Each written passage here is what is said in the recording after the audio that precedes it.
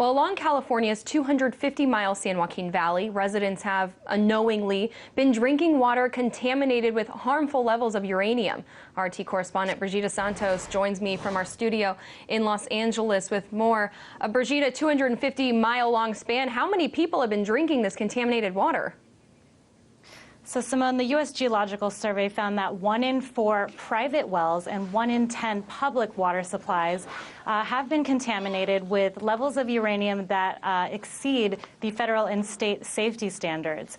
Now, safe drinking water laws are there to protect public water supplies, but they fail to protect private water supplies, which is why you have so many people unknowingly being contaminated.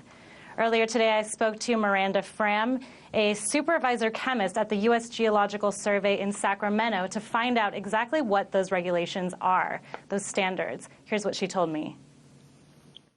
The limit for uranium is 30 micrograms per liter, and if a public water supply has greater than that amount, the water agency needs to notify people that the water contains more than the regulated amount. Now, the problem with this is that most people do not know, they are not being notified that there is any uranium in the water at all. In fact, a majority of the people interviewed in this investigation said that they were not notified in any form.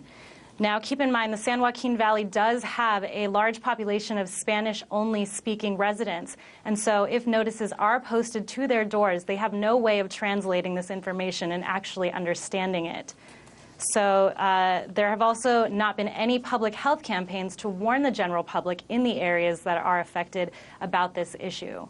Brigida, how is such a high amount of uranium seeping into the water, and what sort of effects does it have on public health?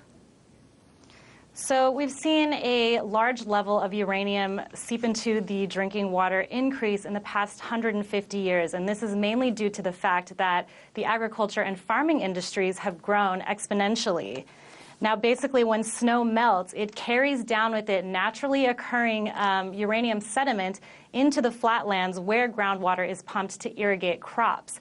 But if you're in California, where there's a drought for the past 4 years, there's been a lot of overpumping. And overpumping actually causes uranium to seep lower down into the ground, where wells are then using this water to supply drinking water to the public.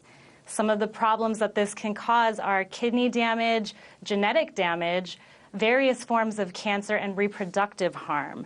Now, because these health effects happen long-term, water agencies are not required to turn water off immediately to people. So it takes a long time to get these health issues, but the water companies are allowed to keep giving this water to people.